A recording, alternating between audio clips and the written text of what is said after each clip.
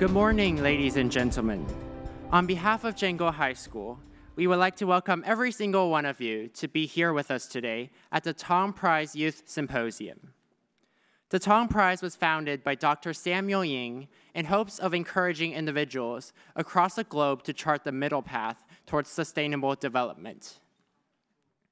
Through recognizing groundbreaking achievements in areas such as sustainable development, sinology, biopharmaceutical science, and rule of law, the Tang Prize has greatly contributed to the pursuit of cultural elements and the progress of change. This year, we are honored to invite Professor Mary Robinson with us today. She is the Tang Prize laureate in rule of law, a former president and advocate of human rights. She has spent over 6 decades standing up for the rights of the vulnerable and unprivileged. From a small town on Ireland's coast to the world stage, Professor Robinson has always championed for the voiceless. When Somalia suffered from famine in 1992, she was the first foreign head of state to visit. When Rwanda suffered from genocide in 1994, she was also the first to visit. And it was by virtue of her selflessness that the realization of rights and justice of the disadvantaged was made possible. Through demonstrating an effective combination of legal acumen and practical solutions, she has greatly strengthened the rule of law. Now, let's give her and her husband, Mr. Nicholas Robinson, a warm applause.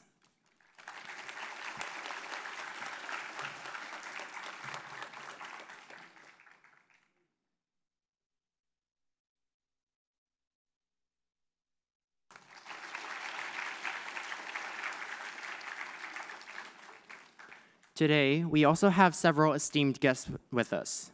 First of all, I'd like to introduce the director of the Tang Prize Foundation, Mrs. Hu Ying.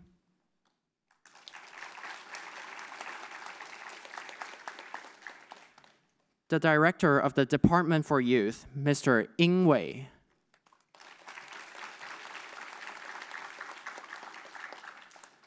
The section chief of the Department of Education, Mr. Huang Qiaowei. Principal of Zhonglun High School, Mr. Wu Mingxiang.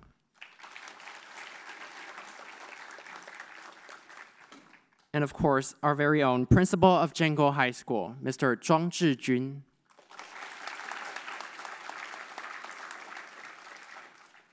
Today, we also have students from many schools here with us today. So when I say your school, please wave your hands. First of all, we have students from Zhengo High School. Next, we have students from Taipei First Girls High School. We also have students from Zhonglun High School. Also, there are students from Nangang High School. Next, we have students from Wanfang High School. And we also have students from Shilin Commercial and Industrial Vocational High School.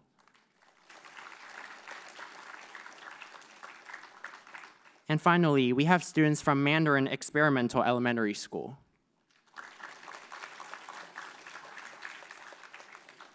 Thank you all for being here today. Now, we have a video about Professor Mary Robinson. Let's watch the video and get to know more about her and her amazing journey.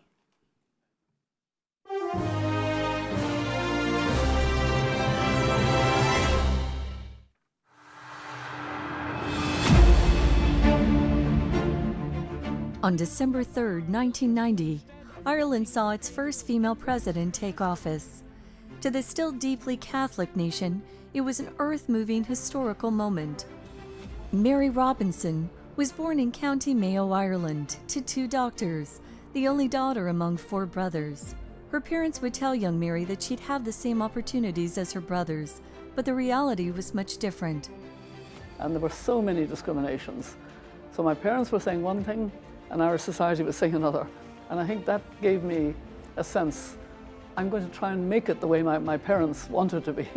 She strove for social change through legal means. At 25 years old, she became a senator, putting forward several bills on human rights. As a lawyer, she helped secure women's right to sit on juries. Arguing cases before the European Court of Human Rights, she pushed the Irish government on reform in divorce and homosexuality. I think she returned to the law a real sense of its efficacy and of its ability to defend people. She returned a new dignity to the law in this country. Her becoming president transformed the role from ceremonial to impactful. She spoke up for the marginalized in her country and globally. Mary Robinson transformed the role of the president in Irish political life, became a conscience of a nation, a place that people could look to and find their values reflected. She later was invited to be UN High Commissioner for Human Rights, visiting various countries with human rights issues. As UN Special Envoy on Climate Change, she witnessed the injustices climate change inflicts on the vulnerable and started a foundation for climate justice. She now sits on the Elders as its chair and founding member in her ongoing fight for human rights. It's extremely important to give people hope, to have the positive narrative, to make it happen, and it will happen.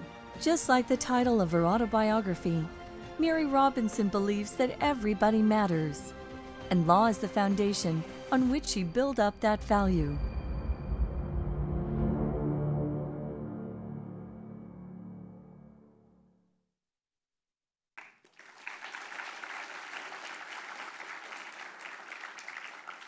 After watching this video, I'm sure you all have a better understanding of our Tang Prize laureate, Professor Mary Robinson.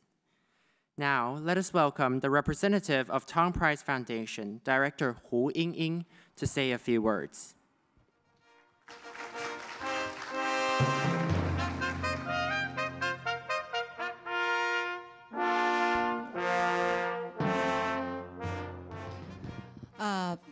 Principal Zhang, Professor Robinson, 以及各位贵宾，早安！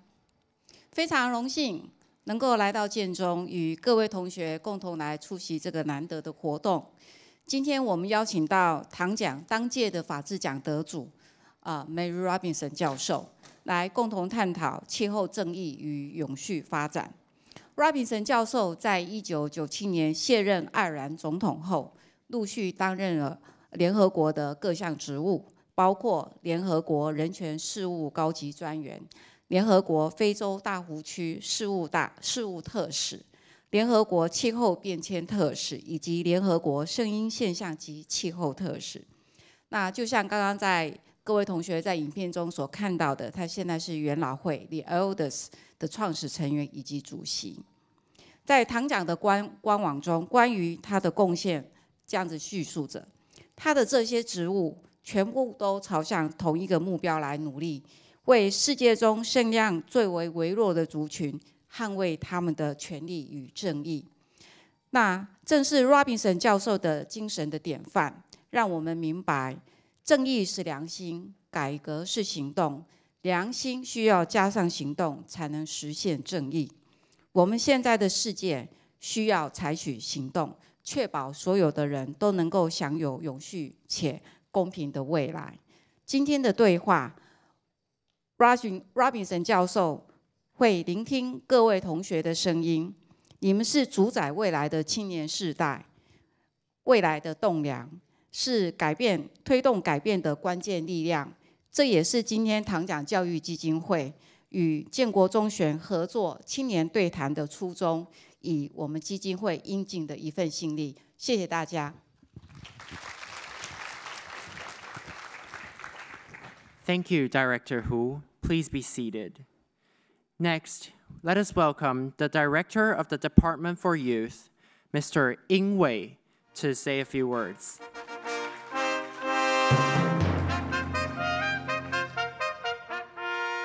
Good morning, Professor Mary Robinson, Mr. Robinson. 我们胡英处长代表唐奖基金会，我们建中的这个庄校长，我们教育局的我们的黄科长，中仑高中的我们的校长哈，还有我们现场的各位与会的嘉宾，各位年轻的朋友，各位高中的同学们，大家早安，大家好。My name is Wei Yin. I serve as the Commissioner for Youth at Taipei City Government. And I can't tell you how privileged I feel today to be here to simply express our gratitude to Professor Mary Robinson for your dedication and contribution on not only gender equality, human rights, but also global climate justice, and your inspiration for the youngsters in Ireland and here in Taiwan and globally. It's a very new department. We just set up this department this year, and we set up a Mayor's Youth Council this year as well. We're trying very hard to kind of echo your achievement and the emphasis you've been putting on throughout your career, which is global climate justice and also sustainability and also the rule of law. So again, I'm just here to say a thank you towards you and to the Tang Prize Foundation and also to Jianguo Senior High School for making all this possible. And I personally very much look forward to a very productive and inspirational dialogue that's going to happen here. Thank you again very much. 也谢谢我们所有与会的所有同学，请尽情享受这个可以跟大师对谈的机会。我们台北市青年局今年才刚成立，希望在接下来的日子里也能够像今天的这样一个主题，以世代正义为题，跟各位在这条路上一起同行，一起努力。谢谢大家 ，Thank you. Thank you, Director Ying. Please be seated. Now, let us welcome our principal, Mr. Zhuang Zhijun, to give us his welcome remarks.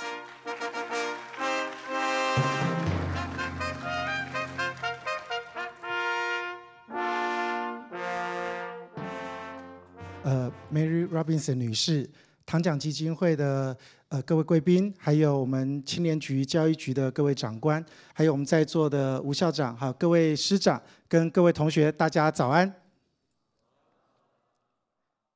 我们这样感觉没有年轻人的活力，好，大家早安。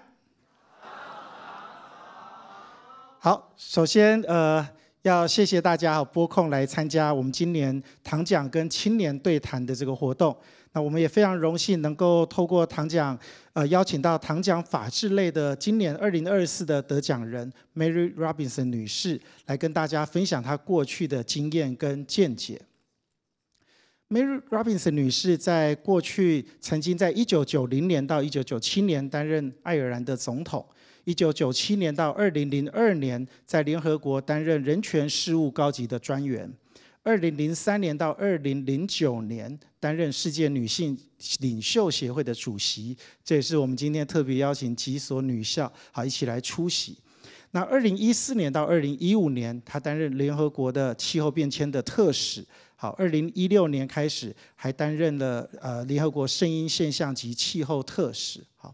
那他在不同的职务当中，面对不同的议题，为最弱势的族群来发声，展现这个无畏的精神，而且从不停歇。那各位知道，他到现在已经80岁了那这个议题从他过去1990年到现在，长达30年的时间。他成为诉讼的律师跟立法者，他推动了性别平权的相关的人权法案。那身为国家元首，刚刚在影片当中大家也看到他转换了角色，关注全球一些重要的事件，包含索马利亚的饥荒，还有卢安达的种族灭绝事件。我们今天非常高兴能够得到唐奖基金会的协助，让我们有机会可以邀请 Mary Robinson 女士来到建中，跟来自各高中的同学们来分享她的生涯阅历。那也希望今天的对谈能够成为大家在学习跟生涯中发展的指引。那建中一直希望我们的同学能够勇于迎接世界的挑战，展现我们对社会的关怀。好，那今天我想 Mary Robinson 女士她的现身跟分享会带给我们同学们很多的宝贵的启发。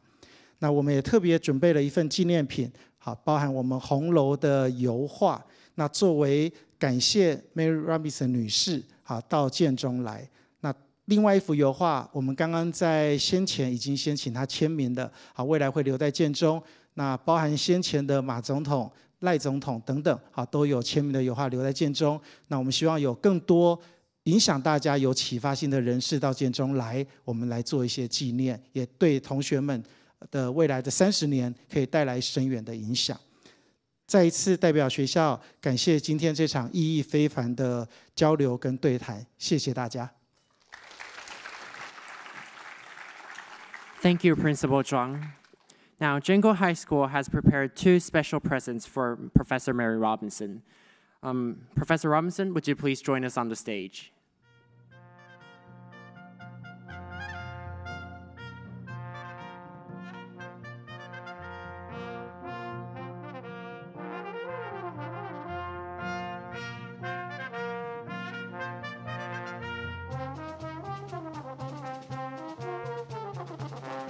The first present we have prepared is a CK High School couch cushion.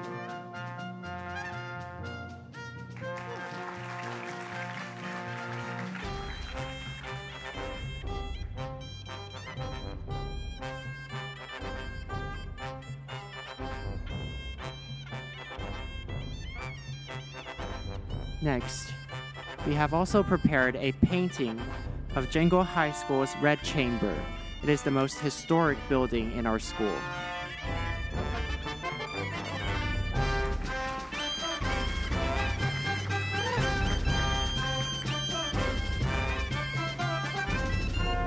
Thank you, Professor Robinson and Principal Zhuang. Professor Robinson, please be seated in the sofa. Now is the time we've all been waiting for, the Q&A session. For our host, we have invited Mr. Xu Zhiliang, our beloved English teacher.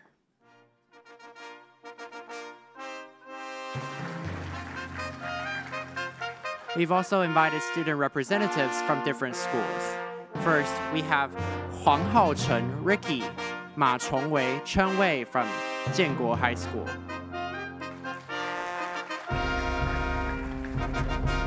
Next, we have Ling Liya, Lydia, from Taipei First Girls High School. We also have Shen Ziyuan, Yuan, from Zhongshan Girls High School.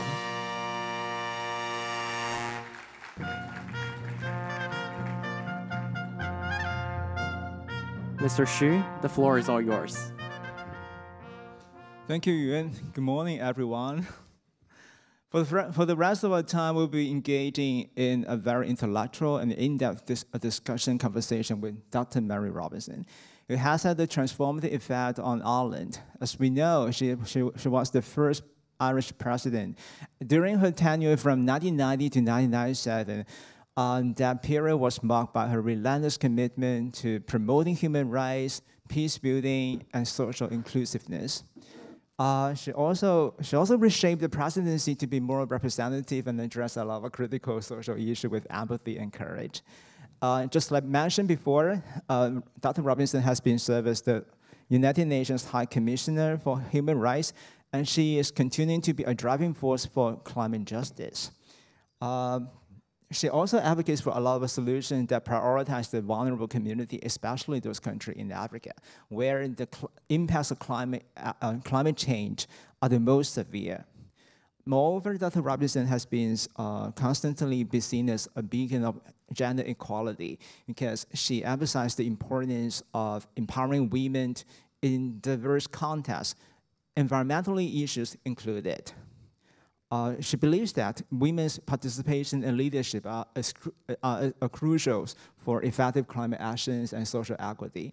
All in all, in light of all these achievements, our focus today will center around all the significant contributions. We will just focus on 4 main sessions with 2 students assigned to raise questions for each part. And the question will be involved around 4 sessions. The first one will be like Dr. Robinson political experiences. That will be followed by any challenges or any obstacle that she encountered during her presidency. And we will talk about environmental sustainability. How can we strike a balance between economic growth and environmental sustainability? And the last one, we hope that Dr. Mary Robinson can give us some advice to our younger generation. Okay, without much ado, let's get started on our first session. And our first student, Ricky, has got his question ready. Ricky, here we go. Thank you, Mr. Shi. Greetings, Dr. Robinson. I'm honored to be the first speaker of the symposium. For the first question, I would like to start with a rather broad topic. Throughout your career, you have achieved numerous milestones in domains including gender equality, poverty alleviation, climate justice, and human rights. Could you describe the leadership characteristics you consider essential in achieving those goals? And how have your qualities you possess assisted you in your political journey? Thank you. Thank you very much for that question, Ricky. It's a very interesting question about leadership. I think a lot sometimes about the fact that I was lucky to get elected very early to the Parliament in Ireland. And the only reason that I had the courage to stand for the Parliament was that I had the experience of studying law in the Harvard Law School. So I was there from 1967 to 1968. Imagine how long ago that is. Imagine, 1967 to 1968. But think of what was happening in the United States. Young Americans were trying to avoid the Vietnam War, and Martin Luther King was assassinated in April, and just after I graduated, Robert Kennedy was assassinated.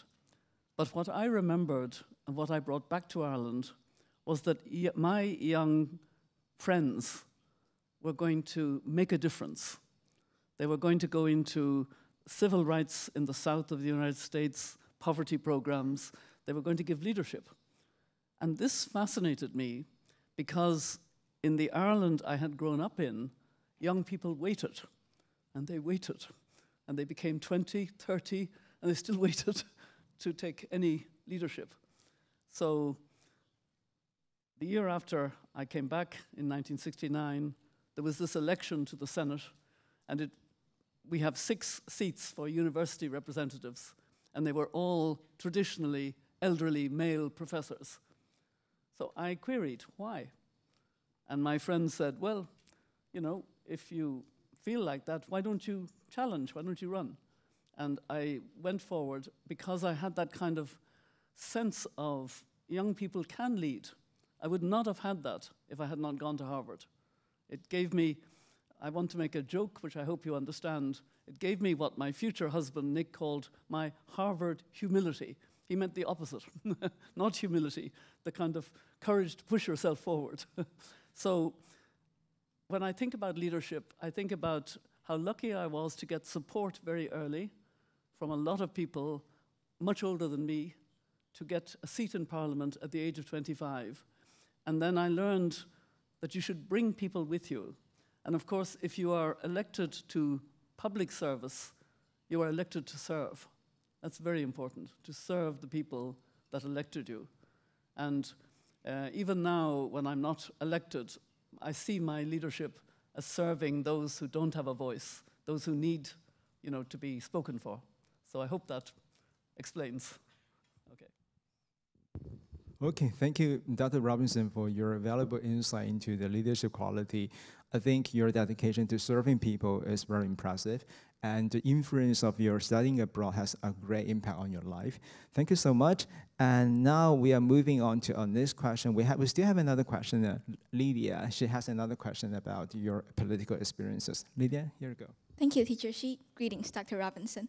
Noting that you're elected as the senator of the Irish Senate at the age of 25, as a young woman in a predominantly male and older institution, what challenges did you face in terms of gender equality and being given different treatment?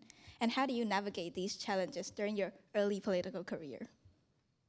Thank you, Lydia, for that question. I can understand why you ask as a young woman, a young student.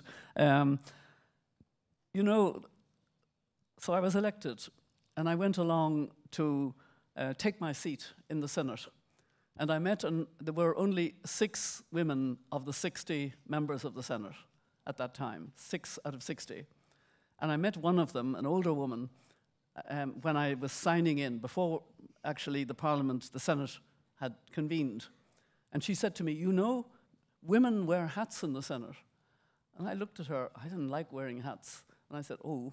So I put on a small beret on the first day, and I was photographed. And I hated it, because it wasn't true. It was a tradition. Because we were a very conservative Catholic country, women in the Parliament would automatically feel they had to wear hats. No reason except custom. So the second day, I threw away the hat. No more hats. And that was one time when I felt I had to, I felt that I had been very stupid to listen to this, because there was nothing in the rules of the Senate that said that women should wear hats. And then later, I had another experience, not in Ireland, but in Europe. I was on a committee that was discussing enlarging the European Union to admit new countries, the United Kingdom, Ireland, and Denmark. Also Norway, but Norway said no, so 3 countries. And I was the only woman on this commission, and we were going to be going over and back to Brussels. It was a very intensive discussion, and they wanted to pay us our expenses. We didn't get a fee, we got expenses. So they came round and they said, please open a bank account. We give you a choice of bank. And then they came to me and said, oh, you are a married woman. Oh, we need the written permission of your husband. So I went back, and of course my husband said, oh, I'd love to give you written permission. I said, no, I don't want your written permission. So in the end, I got the bank account not as Mrs. Robinson, but as Ms. Robinson, which didn't say whether I was married or not. So they were kind of some of the strange things of being a woman in public life, because there were not enough of us. But much more important, I think, was identifying with what needed to change. And that was why the first thing that I wanted to change as an elected senator was to legalize family planning, reproductive health in Ireland, because women were having too many babies without any choice about the matter. And it was a very Catholic-dominated country, and we needed to have women freer to make their own choice. What I did not realize was how unpopular this would make me. It made me very, very unpopular for a while, because I was challenging the religious, the conservative mood in Ireland. And so I got hate letters. There was no social media. That did not exist in 1969, 1970, 1971, when I was starting my life in the Senate. But hate letters are very painful. And I found it quite disturbing. And in the end, I had married Nick. We had been students together, and we had married in December 1990. And in early 1991, when the pressure became very bad, he burnt the letters. We decided to burn them. Now, of course, we regret, because this would have been good evidence of the mood of the time, good historical evidence. And so I found it important to realize, if you really believe in something, don't worry about whether you're popular. Go ahead. Believe in what you're doing. Have faith in that you're doing the right thing. And so that carried me forward. And then, just briefly, when I was elected president, my whole attitude was, I'm going to do a better job precisely because I am a woman. I know that. I'm going to actually do a better job and be a better president as a woman. And that was how I ended up. Okay. Thank you, Dr. Mary Robinson. This is very touching, because I believe that you encountered a lot of bias when you were young, and you dared to challenge the religion, the social norms at that time. But I believe that you must be a woman of a very strong mind and a strong will. Maybe you don't care about. I'm just curious about how you fight off all of those backlash, because you say you were very unpopular at that time. So how can you deal with that kind of emotional, like blackmail or negative impacts in your life? Yeah. I think I realized that although initially when I was elected, because I was young and I was a woman, I was kind of a celebrity and popular. But when I introduced this legislation, this draft bill on family planning, suddenly I was very unpopular with a whole section, not necessarily with young people, but certainly with people who were in control of the country. And I just realized, you need to have the courage to continue if you know you are right. And the problem in Ireland was that married women could not get any access to the contraceptive pill unless they had the written permission of their doctor that they had cycle regulation problems. And we used to actually joke in Ireland that because of our Irish weather, many women had cycle regulation problems. In other words, people were trying to get around the law because it was stupid, and it was preventing women from being able to decide on the number of children, decide, etc., and on their own health. And so I knew I was doing the right thing, but and that carried me, I think. And I must say, later when I had tough decisions to make, it was never as hard. Because the first time I had managed to break through and keep going. And afterwards, even though I got criticism of some other decisions later, it was never as much of a problem. I think it's almost as if you get tougher when you have decided to be brave and courageous. Then later on, it's easier to be courageous. Thank you so much for your courage. You survive, I have to say, you survive. Yeah, so courage is very important when we want to do some changes. I think we will keep discussing this issue around the politics and the Catholicism later, because we have a question about this one. We'll talk it later in detail, yeah. Maybe now we can move on to another session. I think most of the audience here, we are intrigued by your experiences during your presidency, because you were the first female in your country, and we are also wondering what kind of obstacles, just like you mentioned, the religion is so tough. Okay, the religion, the power is so powerful in your country. How can you face all of the backlash or all of the criticism at that time? And now we have another two students who has got ready for their question. How about Chong Wei? Yeah. All right, thank you, Mr. Xu, and greetings, Professor Mary Robinson. And first and foremost, I must say that it is an honor to be sitting here with the one and only Mary Robinson. And so for my question, I would like to say, we all know that every career comes with its unique challenges, but being the president must have presented its own set of extraordinary difficulties. And as the first female president of Ireland, as well as someone who didn't follow any predecessor's path, I imagine you had to make many tough decisions. So, therefore, looking back on your presidential term, was there a specific decision that you made that in hindsight you believe could have been handled differently? Oh, I must say, that's a very clever question, Chun-Wei. Of course, very clever question, thank you. Yes, probably there were more than one, but there was one in particular. It was about being under pressure once. Well, let me explain. The term of president in Ireland is 7 years, but you can also go forward for a second 7 years.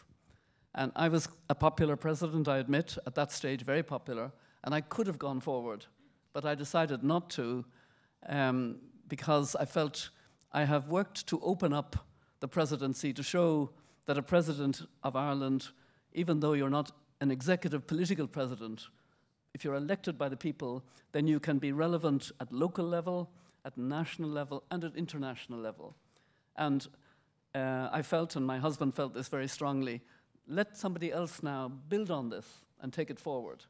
So I decided not to seek a second term. It surprised everybody very much. And so what was I going to do?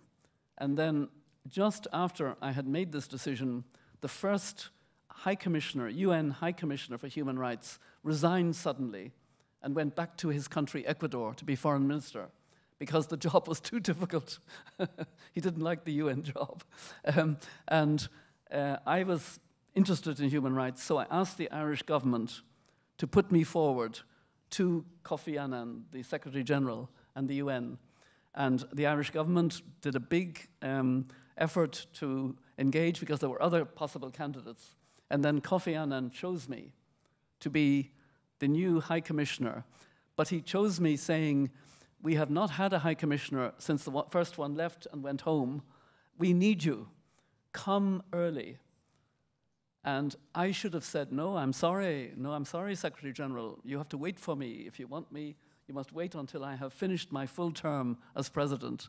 But I was afraid he wouldn't give me the job. I was afraid he might say, oh, no, it's urgent. I find somebody else. And I didn't think I had any other choice. You know, there was no other job that I could see. So I decided I would resign before the end of my term. So I became, I resigned from being president and became the new High Commissioner for Human Rights on the one day, the 12th of September of 1997, whereas my term would have ended on the 3rd of December. So there were 2.5 months. And I didn't appreciate at the time, but it became evident the Irish people were really very upset that I did not serve out the full term. And in fact, it became very evident that they felt I was somehow almost using the presidency to get a better job. Little did they know that the job of High Commissioner was the most difficult job I have ever done. And so much so that it nearly broke my health after a few months because it was so hard. But that's another story. But it was a mistake that I admit very publicly now, that I didn't serve out my full term since I had been elected by the people for that 7 years. And so, very good question. Okay, Dr. Mary Robinson, so do you regret having made that kind of decision now when you think about, when you think back? Well, I'm glad that I have opportunities to make it clear that it was a mistake, because I think it's really important that people in positions of power can admit that they make mistakes. We all make mistakes. And we should actually, think of the climate and nature crisis. My generation failed. We made no adequate progress, and you are all suffering anxiety because we have not addressed the climate and nature problem. So as elders, we quite often, when we are talking to young people, begin by saying, we want to make it clear, we failed. We did not do what we should have done. And it's important to say this, especially because it's true. And young people need to know that other generations have failed to meet their responsibilities. Thank you so much. I think life is a process of making different kind of choices, and we need to meet a lot of dilemmas, Yes. Yeah, just like the younger generation, I think they also need to face a lot of dilemmas over whether, what kind of study they need to major, which career path they need to go. And maybe they will think about, okay, because there's so many uncertainty in the future, so I think this is kind of like part of our life. Maybe this is part of our life. We make a lot of choices in our life. Thank you so much. And now we have another question about your presidency experiences, and it will be raised by Ziyuan. Ziyuan. Thank you, Mr. Xu, and greetings, Professor Mary Robinson. I've made some research about Ireland itself, and I found out it is abundant of cultural heritage, and I also found out that Ireland is predominantly Catholics, as you have mentioned. And Catholicism tends to be more like a slightly bit conservative regarding to a role of women in the family. So, however, during your presidency, you have been dedicated into advancing women's rights. not only aspiring and showing women to present their leadership skills, but also at the same time advocate for women's equal rights in participating in different occupations without the limitation of gender stereotypes, and thus increasing women's visibility in the worldwide. So with the above mentioned, what kind of challenges do you encounter during your presidency due to the differing views with the Catholics? Well, thank you, Yuan.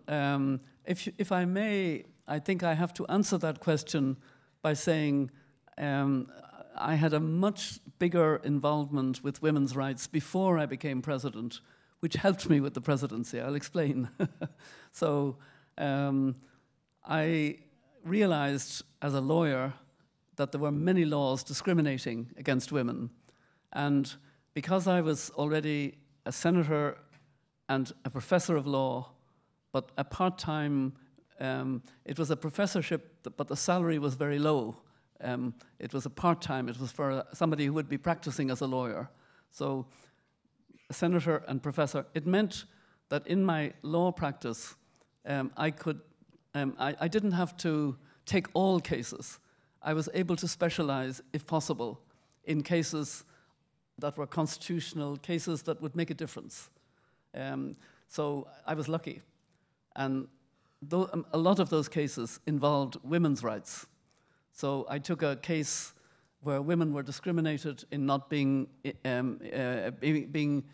barred from jury service, serving in juries and courts. It was men who were the jury panel, and women could not get on the jury panel. And we succeeded in challenging that under the Constitution. I took many cases about equal pay for women.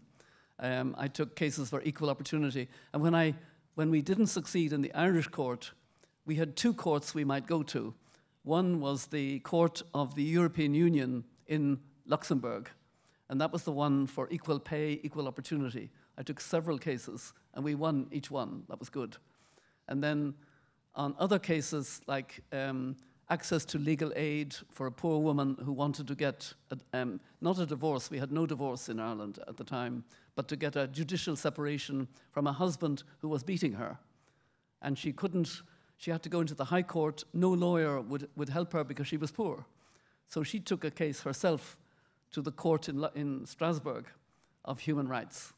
And I became the lawyer for her, and we succeeded that she was entitled under the Convention on Human Rights, under the family law provisions of the Convention, to have access to a lawyer paid by the state, a civil legal aid, very important case.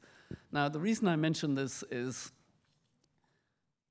I had a reputation the year before I was nominated to be president as a lawyer, as a liberal, trying to change Irish law through cases in court and through my work as a senator. But I had actually retired from the Senate in August of 1969. And then I was nominated in March, April 1990, some months later. When I was nominated, the prediction was that I had a 100-to-1 chance of being elected, complete outsider, because my reputation was a lawyer, a human rights person, a liberal, not the traditional candidate for president. So I ran a very long campaign with a lot of support from people, and especially women, I think, and then I got elected. And I'm trying to show you that because of the fact that I had this reputation, it was so new that Ireland would elect somebody like me. That is what was the difference. So when people say that I changed Ireland, I didn't change Ireland so much as give Ireland a recognition of how it was changing. Do you understand? You know, my election was almost symbolic of the changes that were happening, and I personified them because I had been so involved in taking cases, in speaking in the Senate, and doing. So they saw me, you know, and then it was easier as president to fulfill that. You know, it was, as I said in the answer to a previous question, I really felt very strongly that I would be a better president of Ireland because I was a woman, because I knew exactly what I was going to try to do, and I knew how I was going to try to do it, because I had worked out what I would try to do. And you know, I think in many ways, at the stage of when I became president, it simply crystallized the work I had been doing. It made it clearer that Ireland had moved and was moving in a much more open way and much, much better for women. So. Thank you, Dr. Robertson. So you set a good example for all the women in Ireland. Yeah, just like I'm not quite sure if it is correct to say that. I think religion somehow, in a sense, it will make people suffocated because we have to follow a lot of religious doctrines. We need to follow a lot of norms set by religions, and we cannot say no. It is hard to imagine that last century in your country, we have a lot of women abuse, just like in Taiwan, and women cannot conduct the practice of contraception. It is hard to imagine that, but you are the pioneer. I think being a pioneer, especially women, is quite important if you want to do some changes. Even though we cannot do any changes, 100% changes, but we need to take the initiative. I think this is the message that you want to spread to all of us. Thank you, Dr. Yeah, thank you, Doctor. Yeah, and now we will move on to another issue. How about our environmental sustainability? And we got Ricky. He got another question. Yeah, Ricky. By the way, I compliment all four of you on your English. Woo, very good. Thank you, Mr. Xu.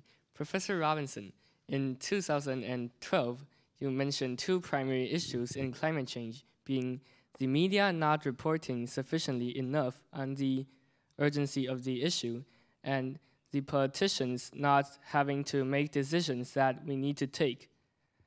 After more than a decade, did you feel like the issue has been resolved, or do you think there is anything we need to improve? Thank you. Thank you, Ricky. Sadly, I do not think the situation has changed enough. The truth is that scientists, climate and nature scientists are telling us not only is the situation very urgent, but it's getting more urgent, more quickly than they had thought. That is what the science is saying. I happen to be very close to a lot of climate scientists. I have a very, how would I say, a very impressive new hat that I wear. I don't wear hats, but title. I am a guardian of the planetary boundaries. There are 9 planetary boundaries that scientists have identified, which goes beyond just climate change. And they are fresh water, oceans being acidification of the oceans, the ozone layer, you know, which all of the processes that keep us, keep the system of the world working. And in those 9 processes, we are in breach. We are getting into the red in 6 of them. Imagine. But the good news is we were in very serious trouble on one of them, the ozone layer, in the 1980s. And the ozone layer, I remember this very well, was opening up. And this would mean that people would just burn, fry. And we were very frightened. And we realized the chemicals that were doing this, and quickly we got the Montreal Protocol, got rid of the chemicals, and the world was safe. And now the ozone layer is not in trouble. So that shows that we can reverse the trend. But of course, the broader trends are more complicated. The climate and nature crisis and the other boundaries are quite complicated.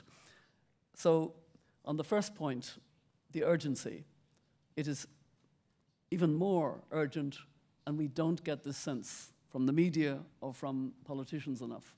And then politicians, on the whole, you know, the leadership has improved. When I was the special envoy of the UN Secretary General before the Paris Agreement in 2015, which was a very important agreement, as you would know, the world was heading for 4 degrees Celsius warming, 4 degrees. Now it's heading probably from somewhere between 2.4 degrees and 2.7 degrees Celsius. That is disastrous. But it's less disastrous than 4 degrees, you know. So what we need and what the Paris Agreement agreed to is to stay at 1.5 degrees. That is the top. Let's not go up to 2 degrees. Why? Because between 1.5 and 2 degrees, what the scientists say basically is that the coral reefs would probably disappear. Now, I say probably because the scientists never say definitely. The scientists are always aware, you can't totally predict. So probably the coral reefs would disappear between 1.5 and a permanent 2 degrees. Probably the Arctic ice would melt. Probably the permafrost, which throws up not just carbon, but methane, which is even more lethal in the short term. So this is why the risks are very great. And we should be seeing the countries like my country in Ireland and Europe, like the United States, like Korea, like, frankly, Taiwan. We built our economies on fossil fuel. We should be moving much more rapidly to reduce and go to the renewable energy future, which is a great future, a very positive future, and we should be helping developing countries to leapfrog into that future, not to go through fossil fuel, but to,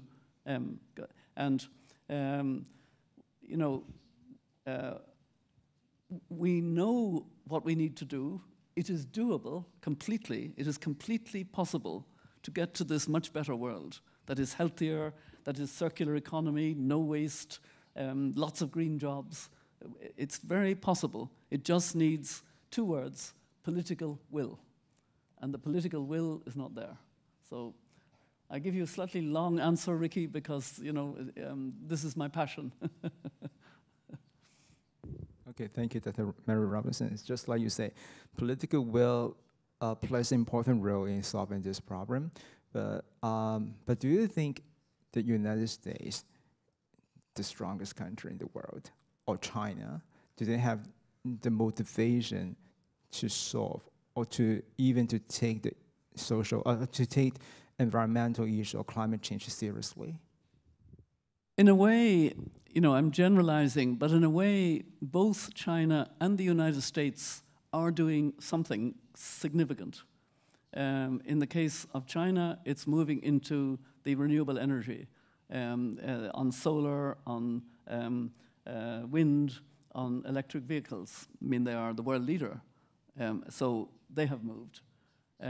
But they have also moved even more into coal, and so they have not fully met their responsibility on emissions. In the United States, under President Biden, you have the Inflation Reduction Act, which is incentivizing moving into green energy, green jobs, etc. And that is positive, and it is working. But they are not cutting down on fossil fuel. They are increasing, in fact. And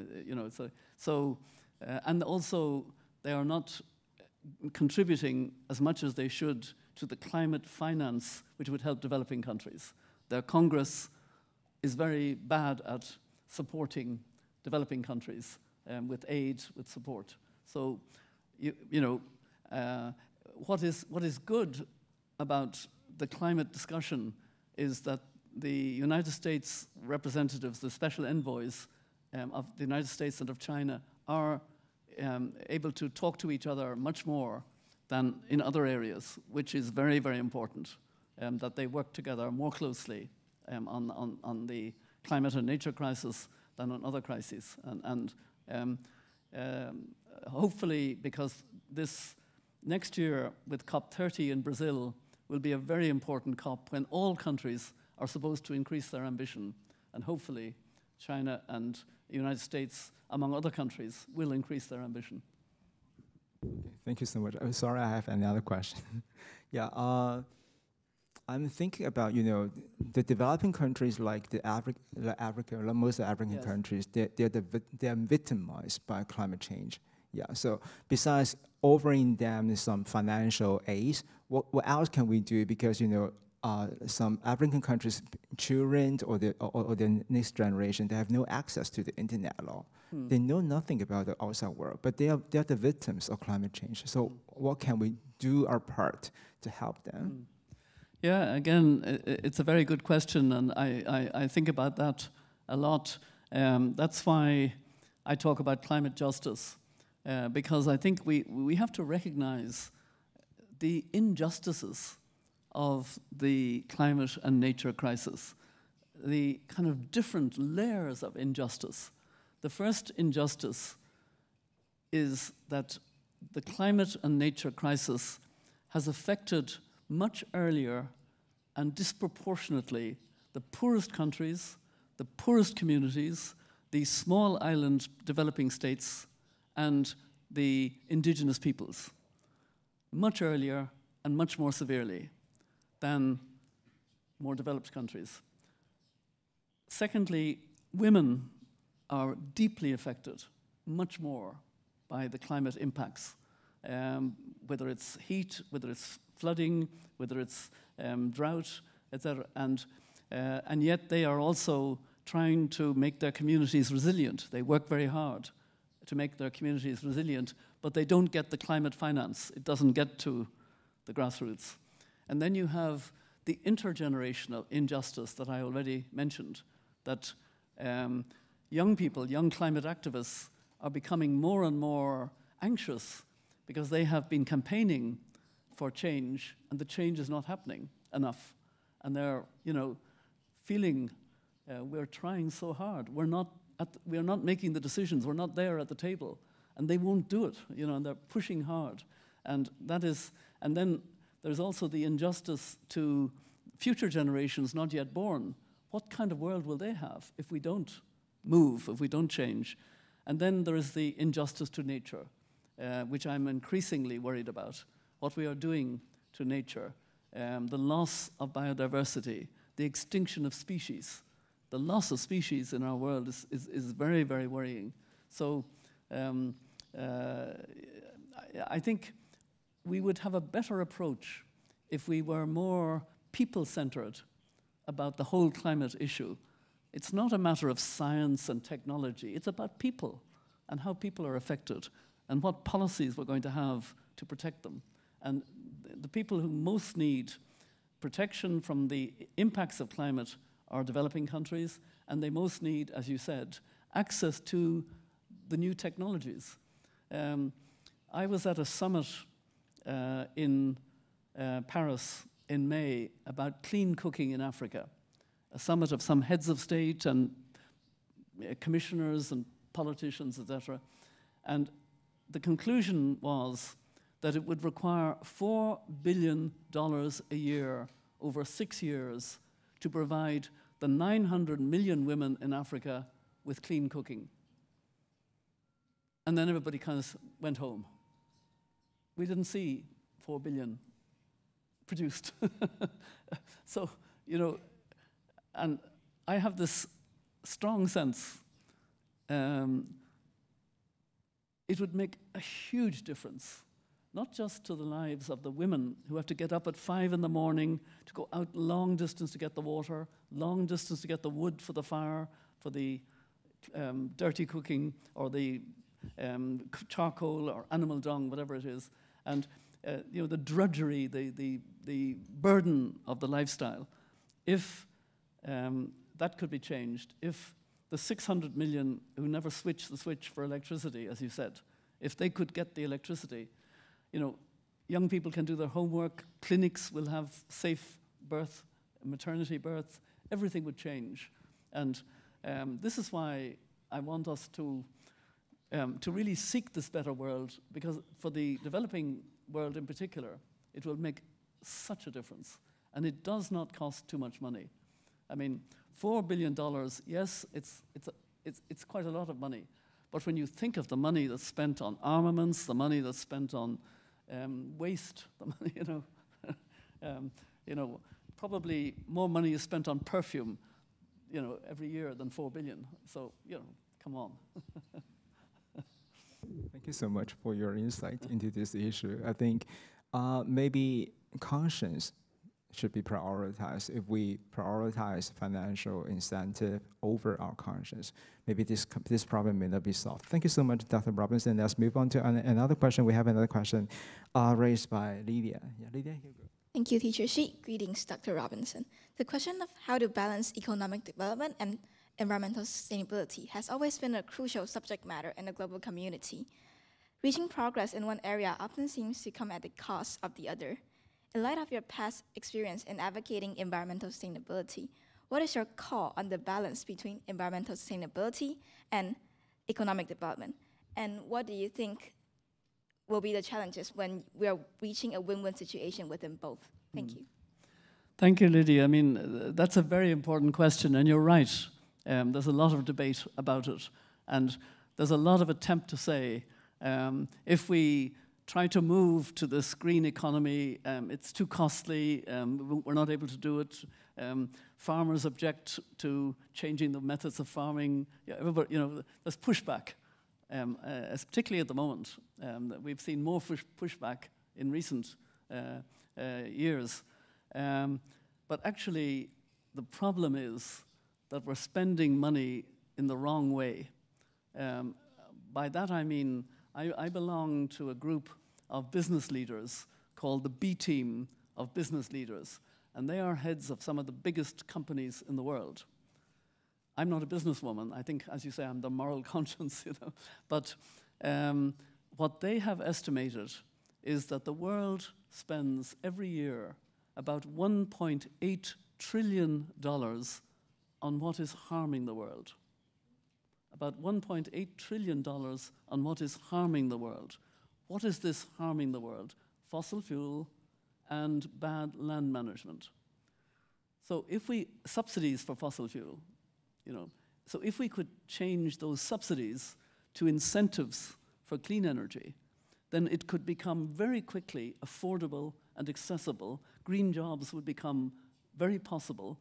We would cut out waste. We would do all the things that need to be done. We would be much healthier because we would not have the pollution that kills so many people.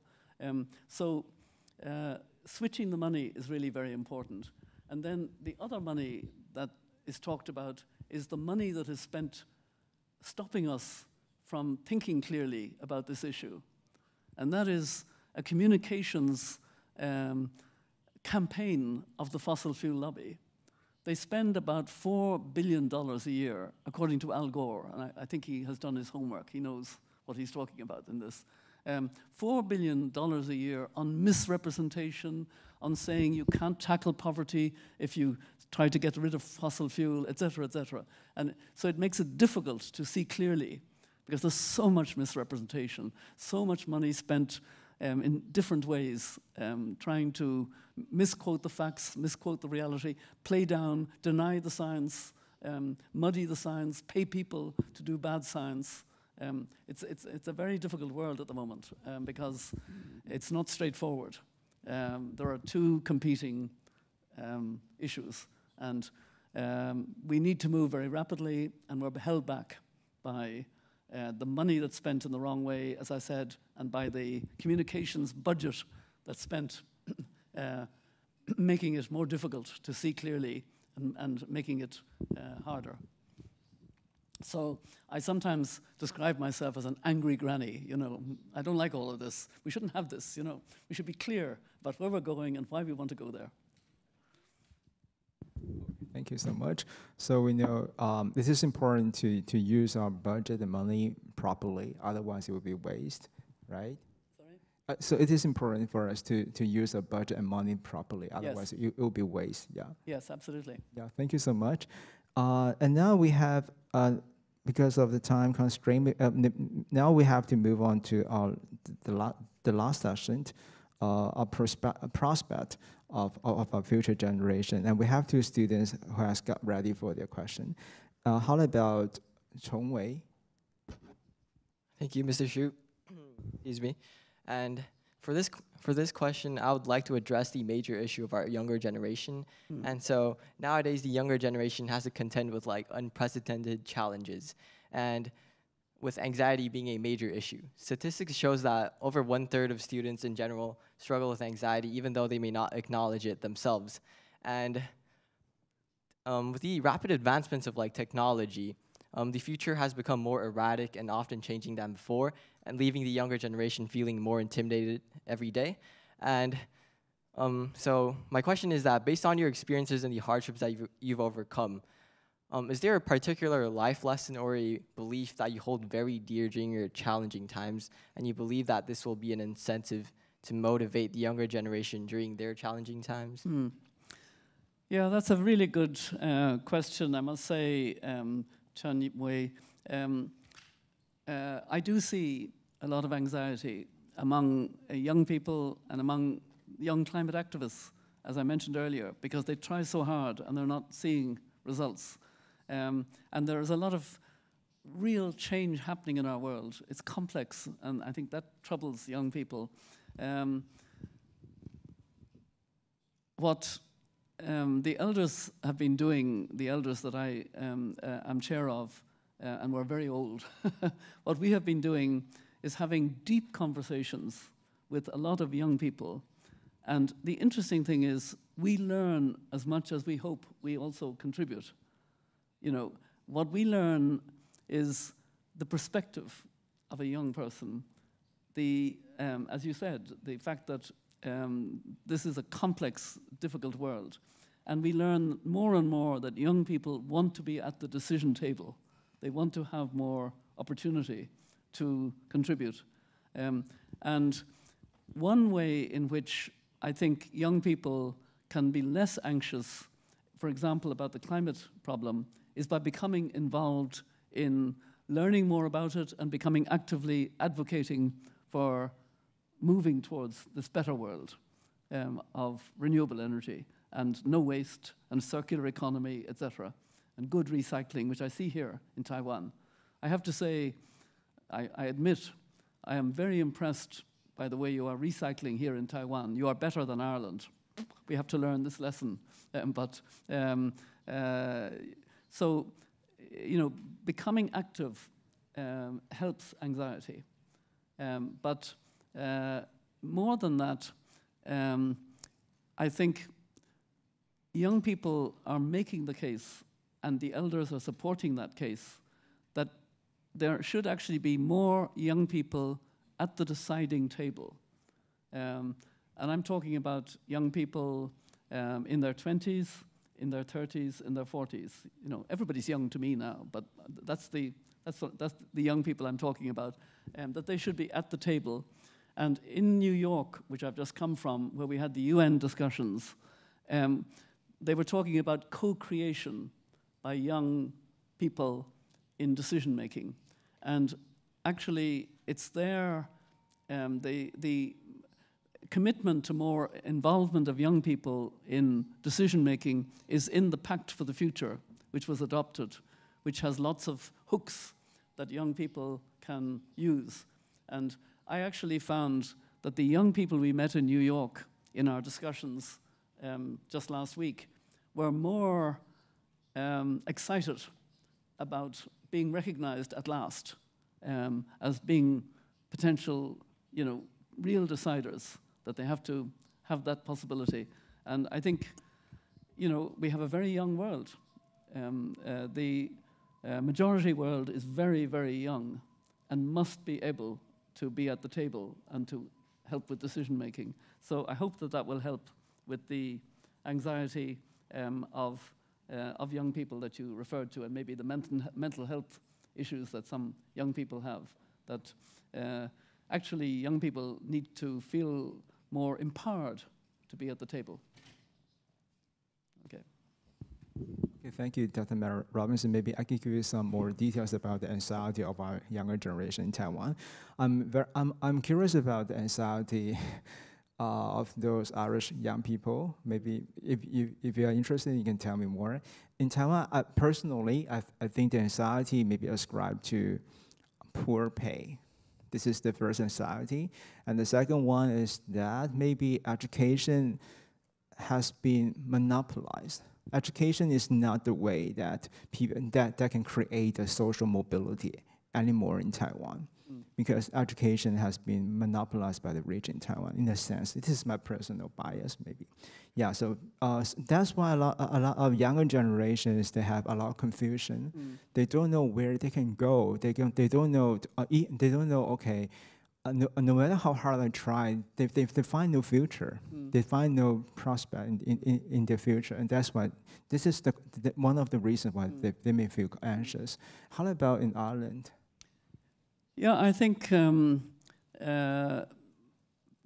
what young people feel in Ireland is there is an inequality that has driven up house prices, and it's very hard for young people to get housing. That is one of the major issues in Ireland today, and politicians are full of talk about it, but it's not. And I think throughout our world, to be honest, we have far too much inequality, both between countries and within countries, far too much, and it means that I came back to our talk about leadership with Ricky. Leadership is about service to your people. It's about thinking about what will make them feel better. And all too often, that's not the priority. The priority is, decisions being taken for selfish reasons or accumulated capital in small, large companies. I mean, some companies now are much bigger than countries, much more powerful, and much more powerful in our world. It's not good. And, I know that this is something that I hope won't alienate the boys in the thing, but I think profoundly myself that we would have a better world with less of this division, less of this discrimination, less of this, if it was a balanced world.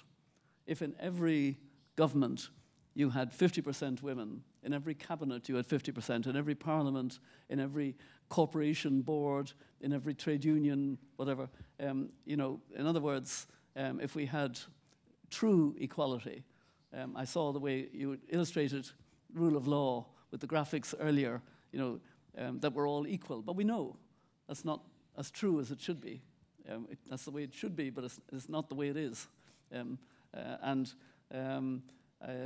particular, if we had the more gender balance, I say that because I'm very involved in what we call the women's movement, and the way the women's movement takes decisions. And it's kind of cooperative, it's listening, it's non-hierarchical. Everybody is entitled to speak and listen to, and then it's problem solving, it's practical. It tries to actually, get to the heart of how to solve the problem.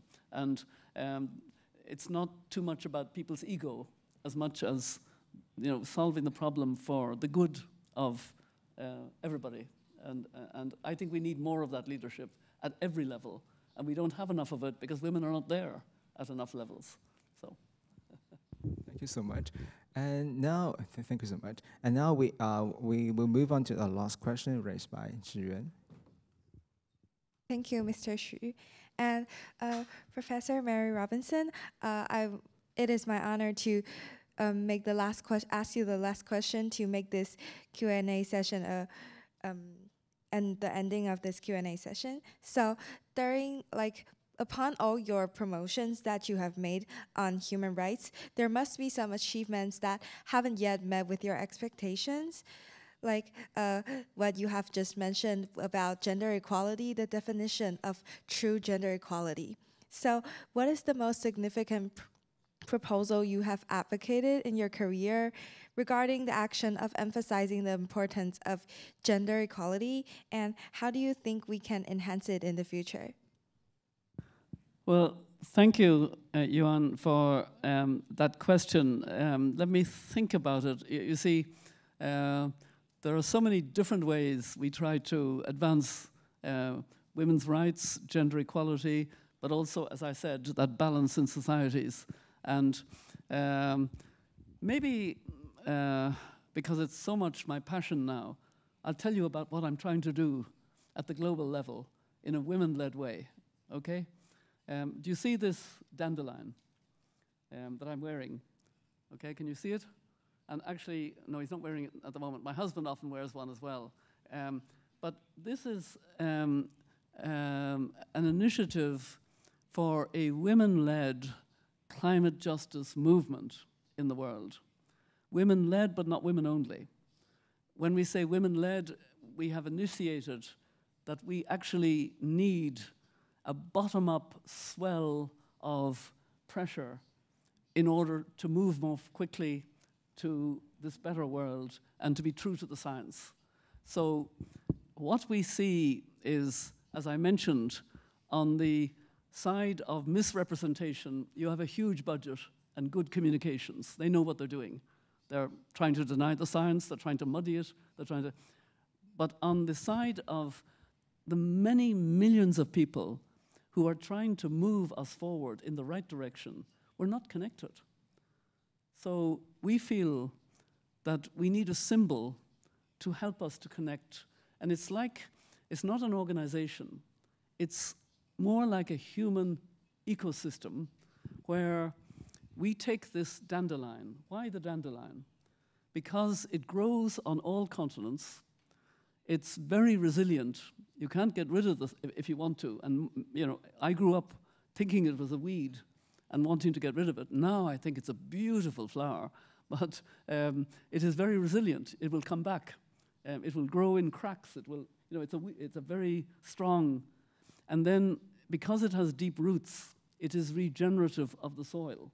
So farmers should actually welcome the dandelion. It helps with the soil. You can eat or drink every part of the dandelion in soups, in teas, in wine, etc. And people do. And it even has some medical properties that I won't go into in detail because I don't even understand them myself. It's a wonder. And how do you spread it? You just blow the seed. So we feel we need a nature symbol because we are nature, but we're becoming too divorced from nature. And we need to regroup with nature and be part of nature. So the dandelion is the symbol. What do we want to do? We want to unite the work that indigenous peoples do, including here in Taiwan. I've been learning about your indigenous tribes, preserving the forests, preserving the seeds. You know, indigenous peoples do very good work all over the world. They have great wisdom, and they are part of nature in a very natural, very deep way. Young people, you know, young climate activists who are urging us to move faster. Business people who are on the right side, and there are many. I mentioned the B team of business leaders. They talk the same language as me. They are exactly as concerned as I am about the, scientists, farmers, fishers, artists, students.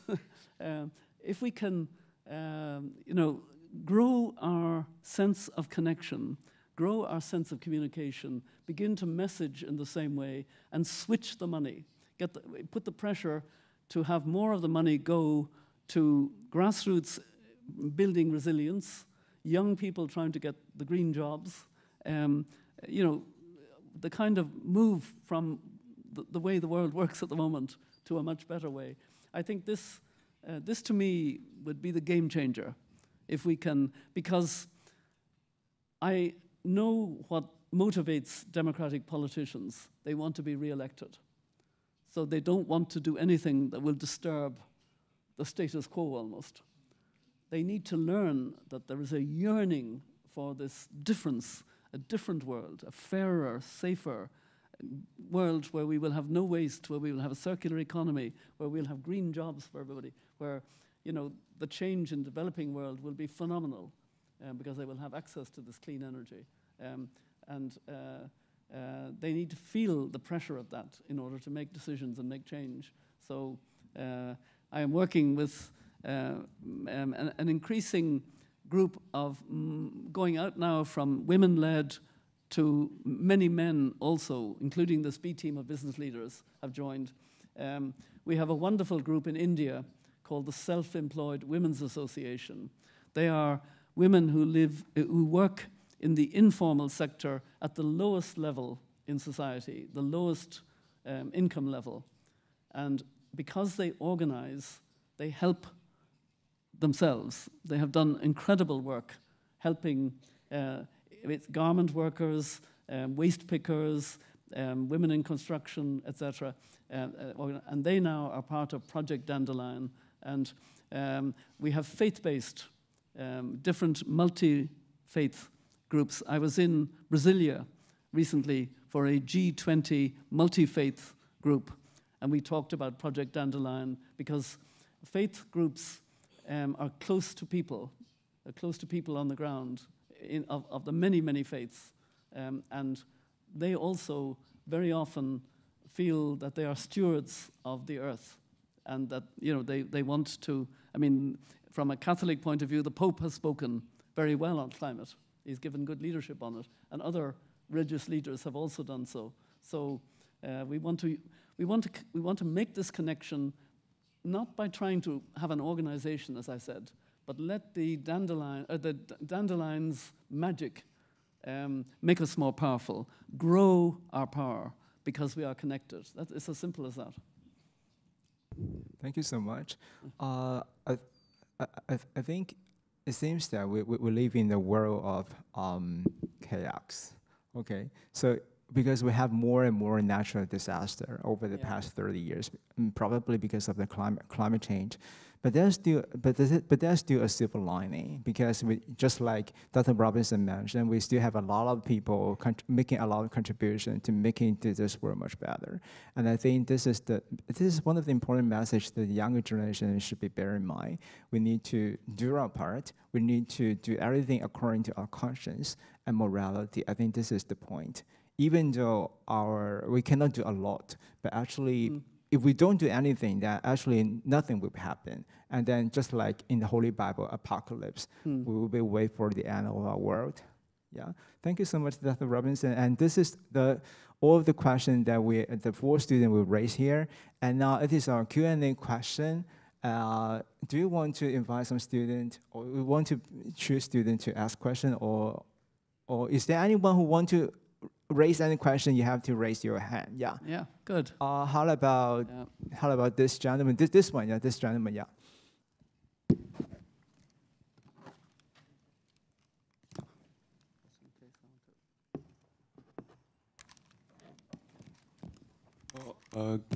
Greetings, Ms. Robinson. I was really fascinated by your career in the United Nations, and I want to inquire your views regarding the link between climate change, the severe impacts of climate change, and the international security, and what are some potential risks of human rights violations, and what can we do to improve it? Yes, thank you.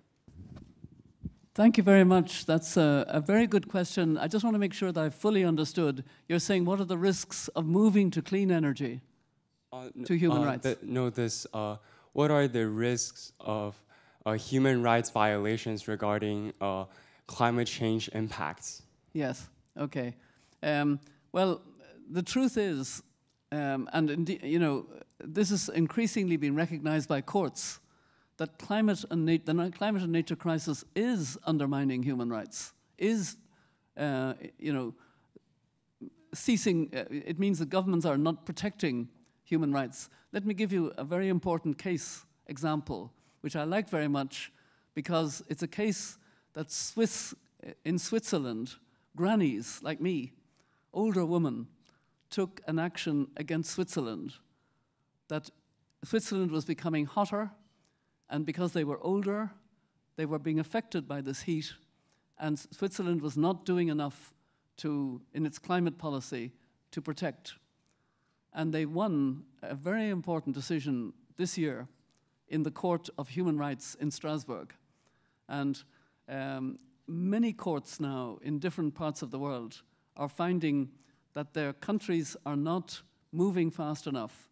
It happened in Ireland, it happened in France, it happened in lots of countries, successful cases that the government is not going fast enough to protect human rights, to protect their people. So that's exactly what is already beginning to happen. And there are cases also against big oil and gas companies and coal companies. Some of those cases are still, working their way, but some have succeeded. There is another point that I wanted to make, which is a more complex point. We also have to be careful when we have clean energy coming, that there is respect for human rights. And there are examples of mega projects of hydrogen or mega projects of solar energy, for example, or wind farm, major wind, which do not respect the land rights of ordinary people below, maybe indigenous people, or, and there are examples of just not regarding, just like the mining companies of the fossil fuel era. When you have mega projects, mistakes can be made that are also violating human rights. So, but I have to say, I am encouraged by the number of court cases all around the world that are taking place now, courts protecting people against violation of their human rights. Yeah. All right, thank you. Thank you so much. Do we have another volunteer? Any? Okay, maybe this gentleman.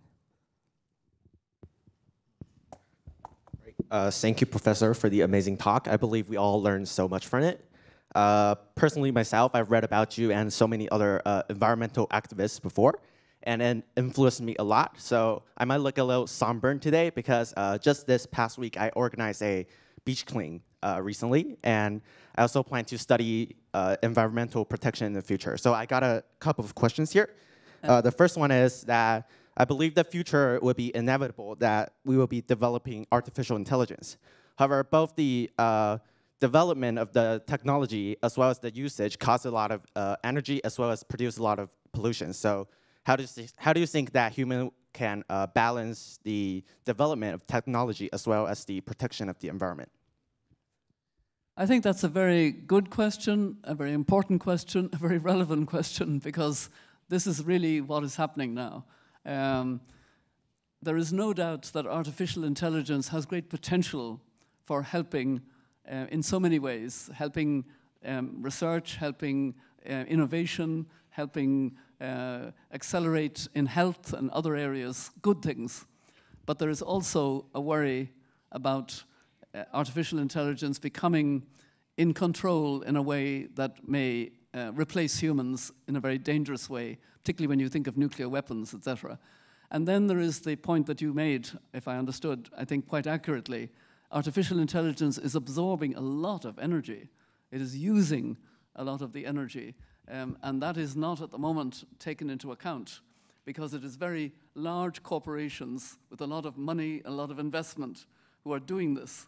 So they're just, taking the energy and using it in a way that may not be good for the world. So I think we have to be vigilant about the elders that I lead, that were brought together by Nelson Mandela. We have made serious statements about the need for global governance, meaning, in effect, UN regulation of artificial intelligence. Because at the moment, the United States is doing some regulating, China is doing some regulating, the European Union is doing some regulating, but that doesn't work because there are gaps in between, and it doesn't give a security for the world. So we need a UN regulation. Now the good news is that in the Pact for the Future that has just been adopted, there is a digital compact that includes the beginnings of working for global governance of AI. And I think that is really, really important for lots of reasons that your question raises. Yeah. Thank you. Okay, thank you. Did you say you have a second question? Oh, yeah, okay, if that's okay.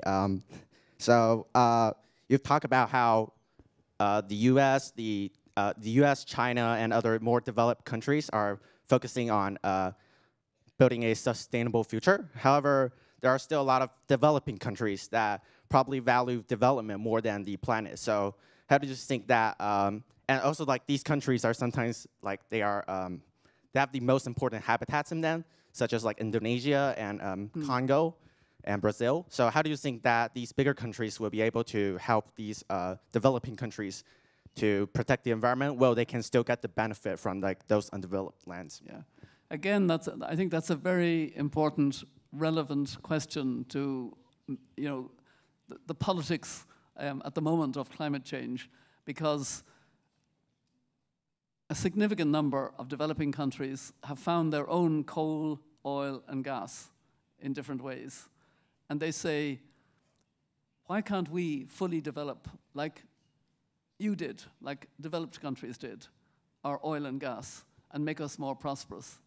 And it's a very sort of real question in the world today. But the reality is you go back to the injustice. The injustice is, as I mentioned, that the climate impacts are worse and come much earlier for the poorest countries, poorest communities, etc.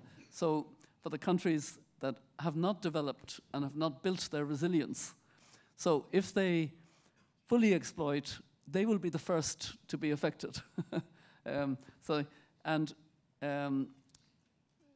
Even there are studies that show that it is unlikely that they will compete with the parts of the world like Saudi Arabia and the United States and China that already have sophisticated production. So they will be the last to use fossil fuel. And the danger is that developing countries that try to move now and build an infrastructure, by the time they do it, it will have become stranded assets. When I first heard that expression, stranded assets, I said, I don't understand. What does this mean? And the person who used the expression said, think of asbestos. Do you know asbestos in buildings?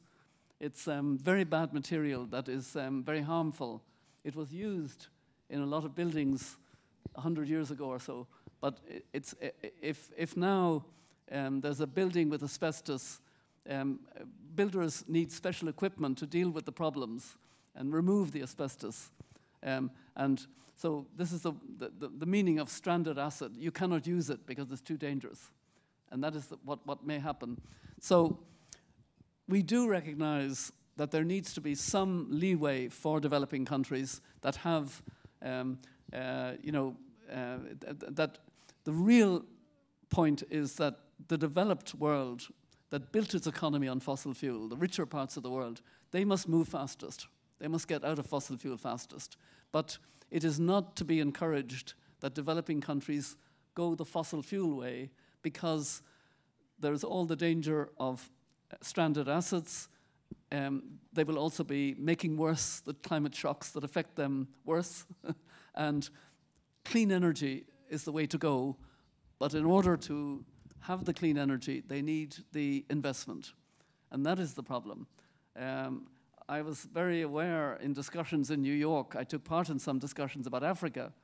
Africa got less than 2% of investment in clean energy last year.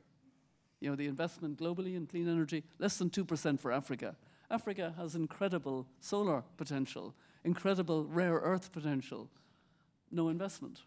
You know, so, we still have not got a fair world. Okay, thank you. Thank you. Two very good questions, thank you. Okay, thank you. Do you have any question? Okay, so we have another gentleman. Hey, come on, you young girl students. I expect at least one from a girl student, eh? Greeting, Professor Robinson. And first of all, I would like to thank you for visiting the small country with beautiful citizens. And actually, the question following is not so related to the climate crisis, but it's I think it's related to the contents you just mentioned. And so as participants in the local and the central government actually mostly advocate in the UNCRC, I think that we face the same questions on both human rights and children's rights. And mostly in the government participation, I think that one problem is that actually mostly for students, high school students, the definition, and we're youth and students. Yeah, sorry, my mind just went blank. And actually, the students in Taiwan, mostly high school students, we don't really get into the issues like climate crisis or the human rights, children's rights, student rights. And so my question is, how is it possible for students to get into the issues, to promote the participations in those issues? Thank you. Thank you. It's an interesting question because obviously this is my first visit to Taiwan, but I do come from a small country, so I'm a great believer in small countries. So I'm not quite sure, what the what the kind of motivations of young people in this country is. I'm very interested. Your questions are very good on the panel and from the floor. I think there is a need for young people to engage in the issues that preoccupy the world, because it's, as we said earlier, it's a troubled world, if you engage with it, you're less likely to have the sort of anxiety, mental health problem, because you're actually trying to do something. And let me put this in the context of how the elders often talk about it. We often talk about, in fact, Nelson Mandela, when he brought us together, he said, whatever else you do, you must be humble, you must listen to people, you must, be aware that you don't have all the answers, but whatever else you do, you must bring hope. And why did he say that? Because hope is so important. And hope is something, the glass, here it's the bottle, may not be half full. You see, it's about a third full. But what you do is you work with what's there. And the first chair of the elders was Archbishop Desmond Tutu of South Africa. He was a wonderful person who got the Nobel Peace Prize for his work for his people, fighting apartheid, fighting discrimination at a very basic level, being very brave about it. And I was on a panel with him in New York about, it must be 15 years ago now, with young people. So the two of us were speaking to young people. And when Archbishop Tutu is speaking to young people, he expresses his love of them, he waves his arms, and he was full of, I believe you, I love you, all this. We were being moderated by a woman journalist. And unlike this excellent moderator here, who has never said anything sharply, she said very sharply, Archbishop Tutu, why are you such an optimist?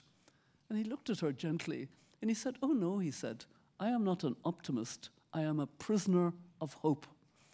And I thought that was a wonderful expression, because what he was saying is, I have lived through very difficult times in my own country, and I know the difficulties around the world, but I know that people struggle. They work with the glass not being half full or even less than that, but they work to make a difference. They make a difference in their family, make a difference in their community, make a difference.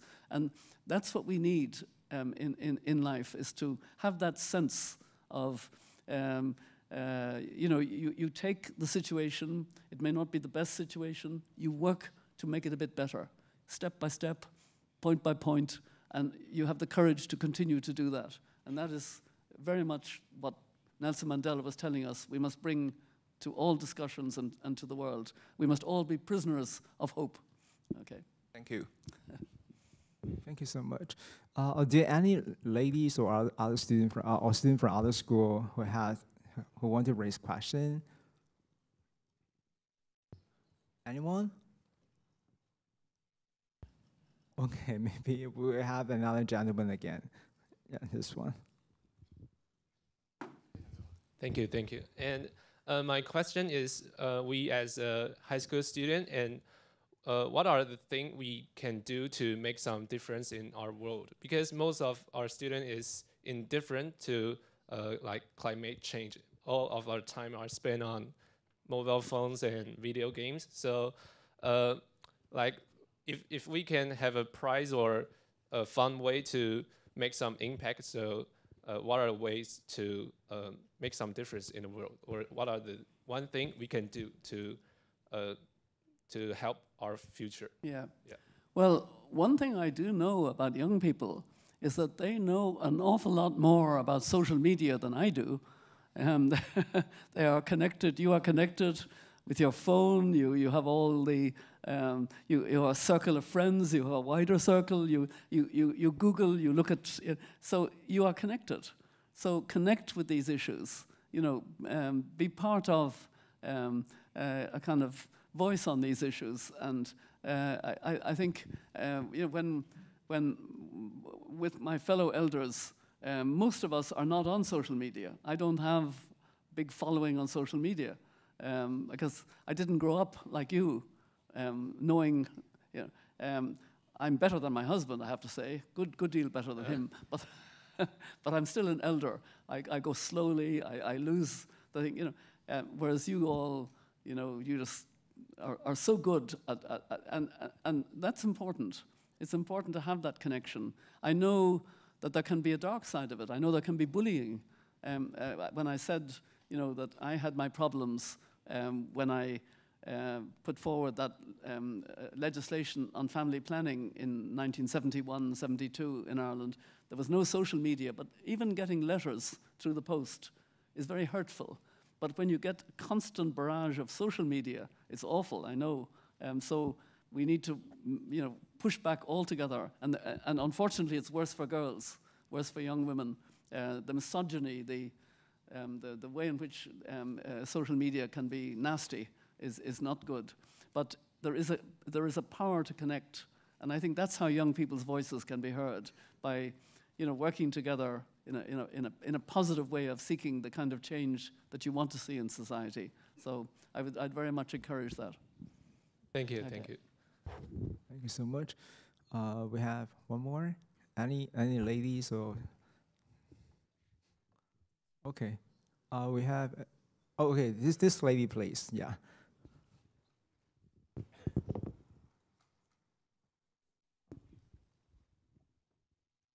Hi. Hello, Professor Robinson. It's my honor to speak here. And I'm from the Taipei First Girl High School. As a female student in Taiwan, even we've been taught that girls can do the same thing as boys, but there's still lots of problems that I face when I'm in school.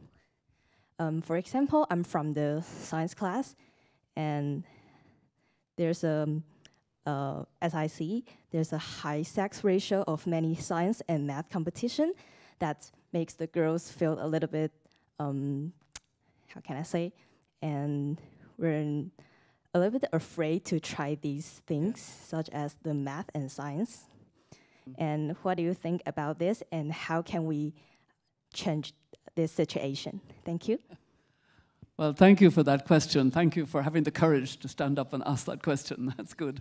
I'm going to surprise you, maybe. And this is advice for all the young female students here. I wish somebody had given me that advice more when I was your age. First of all, I often say, and it's very true, when I was your age, I was very shy, very, very shy. I would have hated to stand up like you've done in the middle of. I had to force myself to debate.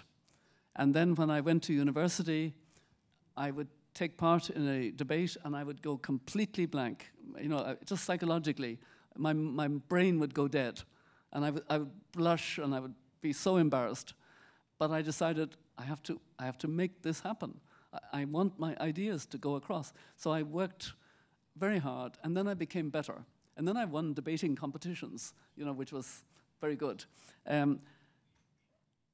what I didn't, what I wasn't told at the time was it can be very useful sometimes to use humor, to actually be relaxed enough to tell a funny story or share a joke.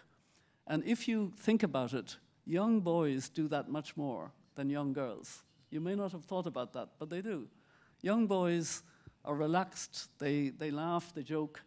Young girls feel they have to try so hard, they have to be so serious about themselves that they don't kind of convey the confidence of humor. Now, my best teacher on humor was Archbishop Tutu. He taught me the importance of being able to make people laugh. What he would do is he would actually make himself a little bit ridiculous. He would put on a funny hat, or he would dance, and people would laugh. And he would enjoy, they would laugh with him and almost at him, both with him and about him. But they would laugh. And then he would make a serious point, and they would be listening because they had shared the laughter. Very, very important. Very, very interesting. We don't think about that enough. And certainly I don't think schools think about it enough. So because you've been brave enough to stand up and ask the question, I offer you this real advice. Think about how you can bring humor more into your answers, what you're saying, even pushing back on what annoys you. Don't always push back seriously. Sometimes push back by complete joke satire, because that's more effective sometimes. Just put, how ridiculous you are, Okay, I hope that helps. Thank you very much. Okay. Thank you so much. Are there any other brave girls that that wants to raise any question? Maybe you can ask some questions about the difficulties of being a girl, whatever. Is there? We still have another two gentlemen. Okay, maybe this gentleman, please. Yeah, with the headphone.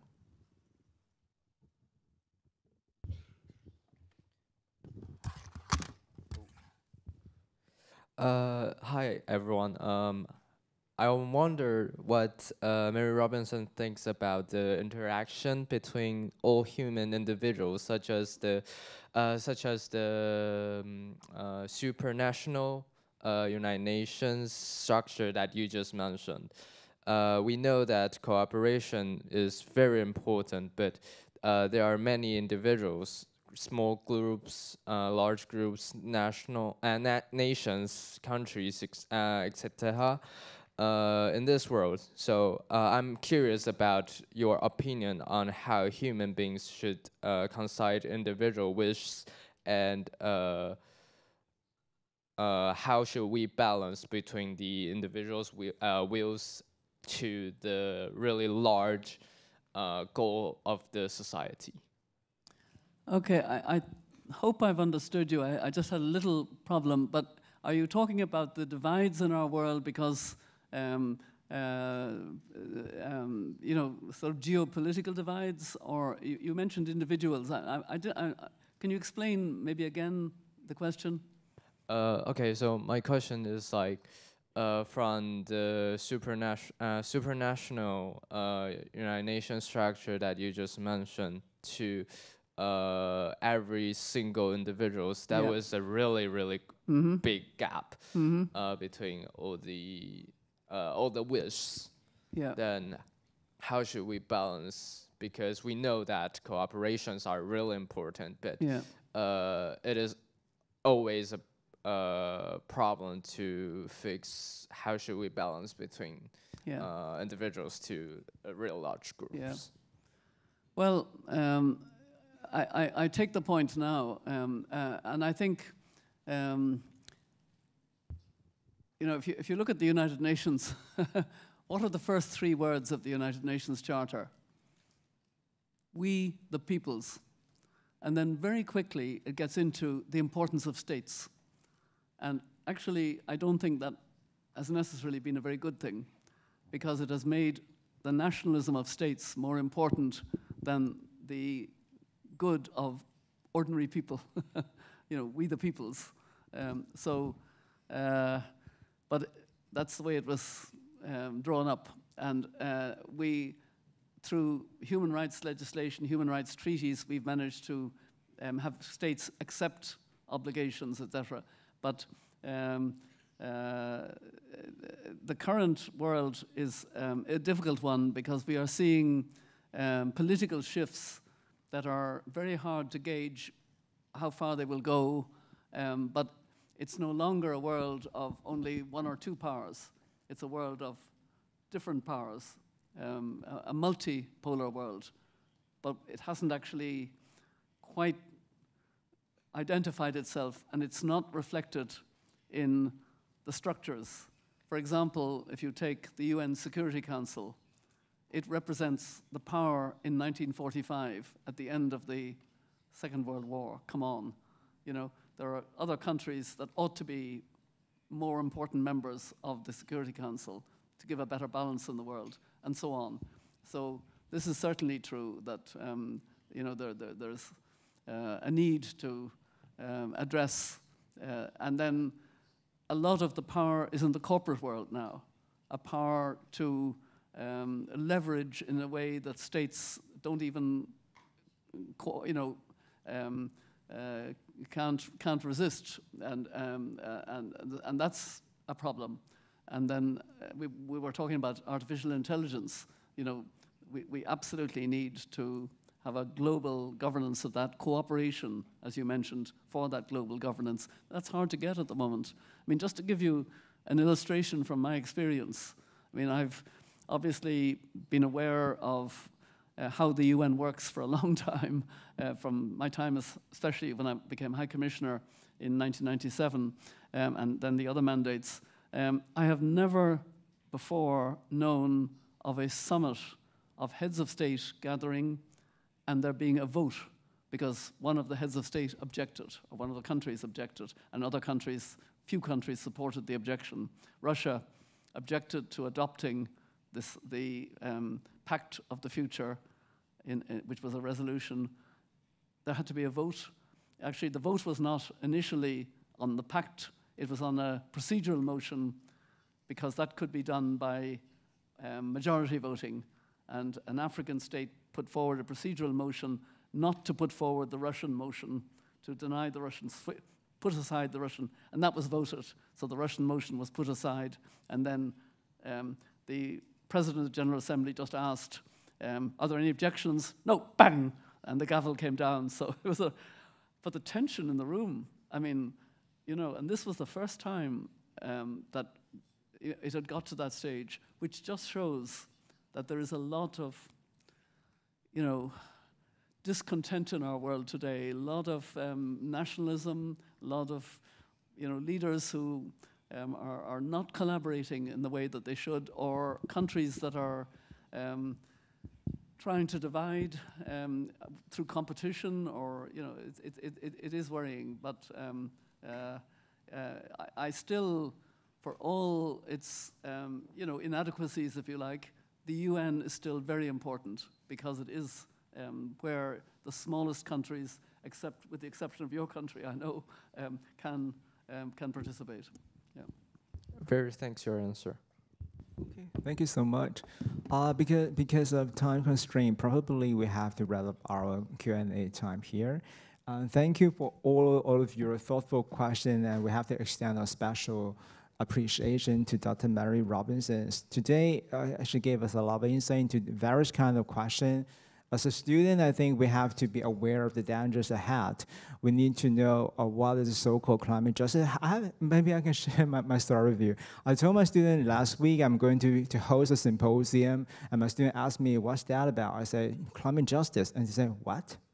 So actually, I think as an educator, we have the responsibility to give more access to our students, telling them the urgent issue of climate change or the human rights or even the gender equality.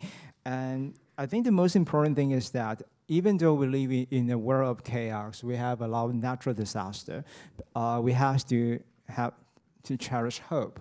Hope, I think, is the last thing that we can catch to make some changes in this world. And you need to pass this message to our next generation. And as for girls, for all the ladies here today, I think Dr. Robinson just set a very good model for all of you. Be brave and to be yourself. And I think all the ladies, if you find you are a little bit suffocated or even dominated in a male-dominated society, maybe we can use some humorous way to solve this kind of awkward situation. Yeah, but I think in Taiwan, the social status of female is very high. It's very high. Yeah, because in Taiwan is a very diverse country. We emphasize the importance of equality, either in education or gender. Yeah, so I think maybe our situation is not that is not the same with Ireland. Yeah, but it is quite nice to talk with you. Thank you so much. Thank you, Dr. Robinson. Thank you so much. Yeah. Okay, so this is now we have. This is time for us to take a photo. Yeah, our 4 students, they have prepared some souvenir for you. Yeah. Right, that concludes our Q&A session. Thank you all for your innovative and interesting questions. Now, the representative students have a special gift prepared for Professor Mary Robinson. They prepared mascots of their schools to show their appreciation. First, will the panelists from Jengo High School present your gifts?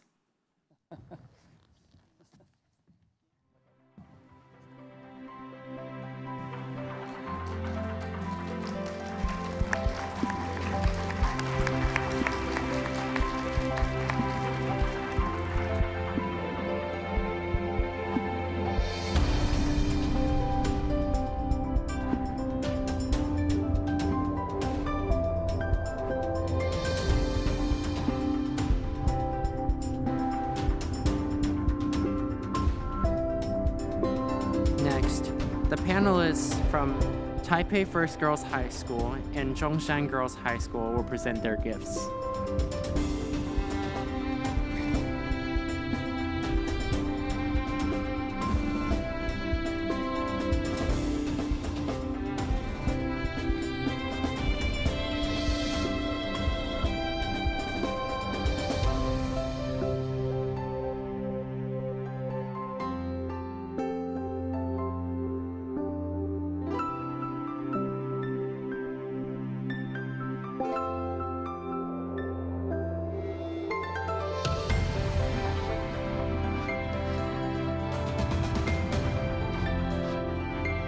Now, please remain in place while the panelists from Jengo High School join them for a group photo.